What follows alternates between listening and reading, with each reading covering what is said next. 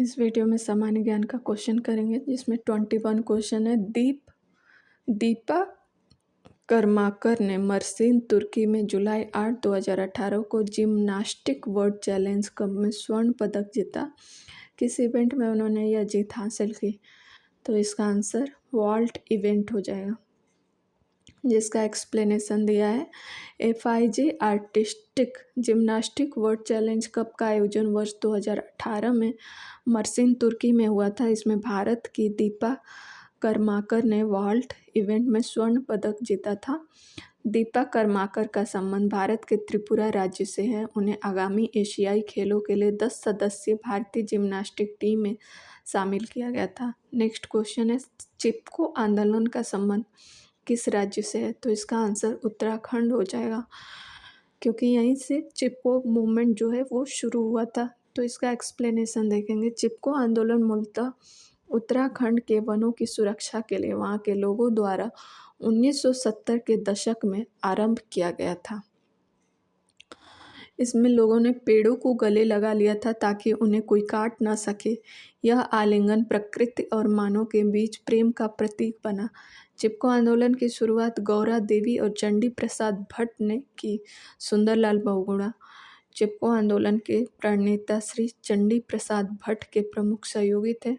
वर्ष 2021 में सुंदरलाल बहुगुणा की मृत्यु हो गई थी। नेक्स्ट क्वेश्चन है, निम्नलिखित में से किस देश ने 2018 में एशियाई खेलों की मेजबानी की थी? तो इसका आंसर इंडोनेशिया हो जाएगा। इसका एक्सप्लेनेशन देखेंगे। एशियाई खेलों को एशियाड नाम से भी जाना जाता है।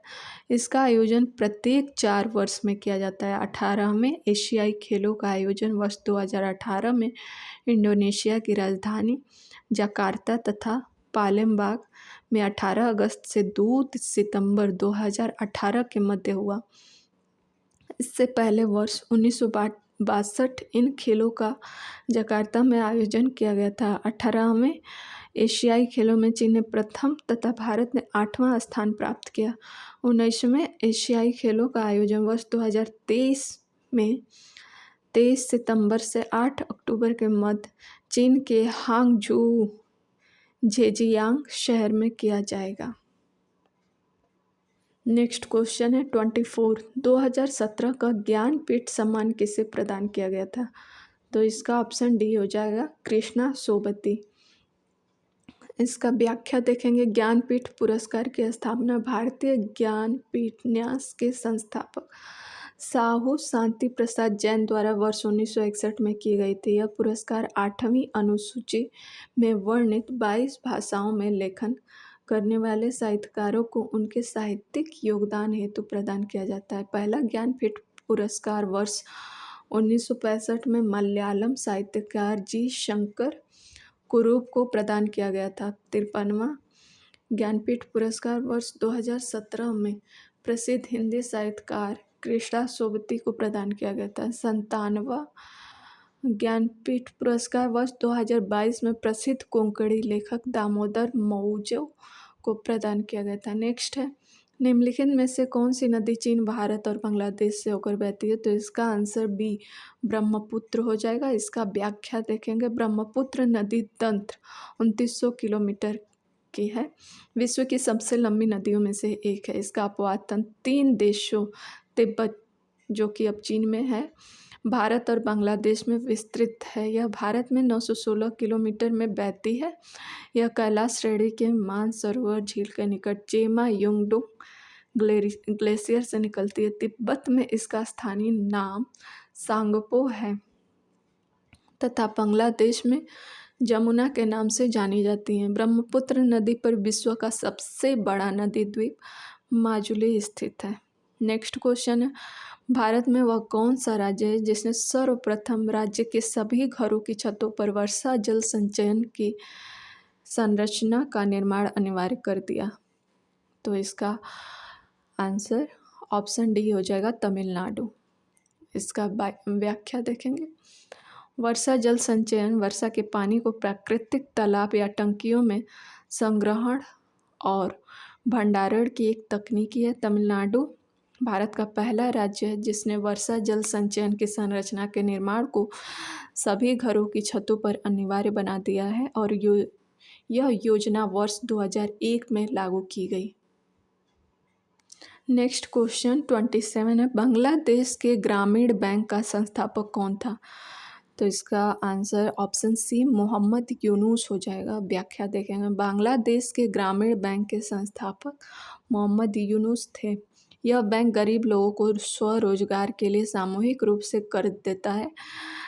इन्हें वर्ष 2006 में नोबल शांति पुरस्कार प्रदान किया गया था। इन्हें यह पुरस्कार माइक्रो क्रेडिट के जरिए गरीबी उन्मूलन की दिशा में ज़मीनी स्तर पर उनके उल्लेखनीय योगदान के लिए प्रदान किया जाता है। नेक्स्ट क्वेश्चन है, निम्नलिखित में से कौन सा अवक्षेपण या वर्षण का रूप नहीं है? तो इसका ऑप्शन निरपेक्ष आर्द्रता हो जाएगा। इसका व्याख्या है, निरपेक्ष आर्द्रता वर्षण का रूप नहीं है। वायुमंडल में मौजूद जलवाष्प की वास्तविक मात्रा को निरपेक्ष आर्द्रता कहा जाता है। यह हवा के प्रति इकाई आयतन में जलवाष्प का वजन है। इसे ग्राम प्रति घन मीटर के रूप में व्यक्त किया जाता है। प्रश्नगत अन्य विकल्प वर्षा का रूप है। सहीम वृत्ति जमी हुई वर्षा के बूंदें या पिघली हुई बर्फ के पानी की जमी हुई बूंदें होती हैं। नेक्स्ट क्वेश्चन, माल और सेवा कर जीएसटी भारत में कब प्रारंभ किया गया था? तो इसका आंसर जुलाई 2017 हो जाएगा, जिसका व्याख्या है, माल एवं सेवा कर एक अप्रत्यक्ष कर है। इसमें केवल मूल्य संवर्धन पर ही लगाया जाता है तथा कर का बोझ अंतिम उपभोक्ता द्वारा वहन किया जाता है। इसके लिए 101वें संविधान संशोधन अधिनियम 2016 के द्वारा अनुच्छेद 366 में एक नया खंड 12A जोड़ा गया। भारत में इसे 1 जुलाई 2017 से लागू किया गया। जीएसटी में 4 टैक्स स्लैब दर 5%, 12%, 18% और 28% है, लेकिन करंट में ये चेंज हुआ है और अब 2 ही टैक्स स्लैब दर हैं जो कि 5% और 18% है। नेक्स्ट क्वेश्चन है, दिल्ली की सुरक्षा प्राचीर में निम्न में से कौन सा इब्न ए बतूता के द्वारा सबसे उत्तम दरवाज़ा बताएगा? तो इसका ऑप्शन ए हो जाएगा, दिल्ली दरवाज़ा। इसका व्याख्या है, दिल्ली दरवाजे को इब्न ए बतूता द्वारा उत्तम दरवाज़ा कहा गया है। इब्न बतूता द्वारा अरबी भाषा में लिखा गया उसका यात्रा वृत्तांत, जिसे रेहला कहा जाता है, 14वीं शताब्दी में भारतीय उपमहाद्वीप के सामाजिक तथा सांस्कृतिक जीवन के विषय में बहुत ही प्रचुर और रोचक जानकारियाँ देता है। यह मोरक्को का निवासी था। Thank you. अब नेक्स्ट वीडियो में तार्किक योग्यता को कवर करेंगे। Thank you.